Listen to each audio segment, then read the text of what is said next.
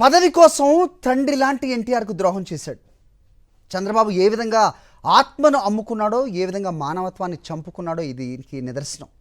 ఇది శాశ్వతంగా ఉంటుంది. మనిషి పోతాడేమో, ప్రజల మనసులోకి పోదు, ఆ ఆలోచన అస్సలు పోదు, ఆ రికార్డు పోదు, అది శాశ్వతం. ఇవి చంద్రబాబు నాయుడు ఎలాంటి వాడో వివరిస్తూ దివంగత మాజీ ముఖ్యమంత్రి ఎన్టీ రామారావు ఒక ఇంటర్వ్యూలో అన్న మాటలు. సరిగ్గా సెప్టెంబర్ 1ని ఎన్టీఆర్ను పదవీచ్యుతుడిని చేసి సీఎం పీఠం లాక్కున్నారు. వెన్నుపోటుకు చంద్రబాబు శ్రీకారం చుట్టి రేపటికి 30 ఏళ్ళు. ఉమ్మడి ఆంధ్రప్రదేశ్లోనే కాకుండా దేశ రాజకీయాల్లోనే ఎవరూ ఓడిగట్టని రాజకీయ మహాపాతకం 1994 అసెంబ్లీ ఎన్నికల్లో టీడీపీ ఘన విజయం సాధించడంతో ఎన్టీఆర్ ముఖ్యమంత్రిగా బాధ్యతలు చేపట్టారు. అప్పట్నుంచే ఆ పదవి కోసం గోతికాడ గుంటనక్కలాగా చంద్రబాబు మాటు వేశారు. తనకు బాకా ఊదే ఎల్లో మీడియాలో ఎన్టీఆర్ వ్యక్తిగత జీవితంపై నీచపు రాతలు రాయించారు. మందు విందు పొందు ఇలా తనకు మాత్రమే సాధ్యమైన ప్రలోభాలతో ఎమ్మెల్యేలకు ఎరవేసి వారిని తన వైపుకు తిప్పుకున్నారు. 1995 సెప్టెంబర్ 1న ముఖ్యమంత్రిగా ఉన్న తన సొంత మామ ఎన్టీఆర్ కు వెన్నుపోటు పొడిచి సీఎం పదవిని గుంజుకున్నారు.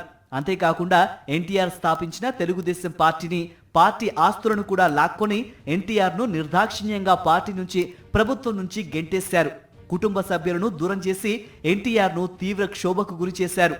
అయినా కసి తీరక ప్రజాస్వామ్యాన్ని బ్రతికించమని ఎమ్మెల్యేలను అభ్యర్థించడానికి హైదరాబాద్లోని వైస్రాయ్ హోటల్ వద్దకు వచ్చిన ఎన్టీఆర్ పై తన అనుంగు ఎమ్మెల్యేలతో చంద్రబాబు చెప్పుల దాడి చేయించారు.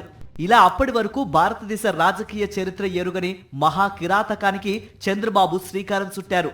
అటు సినిమాల్లో, ఇటు రాజకీయాల్లో చరిత్రను తిరగరాసిన ఎన్టీఆర్ చంద్రబాబు కుట్రలకు కంటతడి పెట్టుకున్నారు. అదే క్షోభతో గుండెపోటుతో కన్ను మూశారు. 30 ఏళ్ల క్రితం సొంత మామకు వెన్నుపోటు పొడిచి సీఎం అయిన బాబు ఆ తర్వాత ప్రతి ఎన్నికల్లోనూ హామీల పేరుతో ప్రజలను నిలువునా వంచిస్తూనే ఉన్నారు. తన రాజకీయ పీఠాన్ని, తన అస్తిత్వాన్ని కాపాడుకోవడానికి తెలుగు రాజకీయాలనే భ్రష్టు పట్టించిన వ్యక్తిగా రాజకీయ విశ్లేషకులు చంద్రబాబును చూపుతారు. రాజకీయాలను హత్యలు, డబ్బుమయం చేసి కుట్రలు, కుతంత్రాలతో అపర చాణక్యుడిలా ఎల్లో మీడియా నీరాజనాలు అందుకుంటున్నారు. ఎన్టీఆర్ కు వెన్నుపోటు పొడిచిన చంద్రబాబు ఆయన కుటుంబ సభ్యులను వదలలేదు. 2009 అసెంబ్లీ ఎన్నికల్లో చిరంజీవి ప్రజారాజ్యం పార్టీని ఎదుర్కోవడానికి చంద్రబాబుకు మళ్లీ ఎన్టీఆర్ కుటుంబం అవసరమైంది.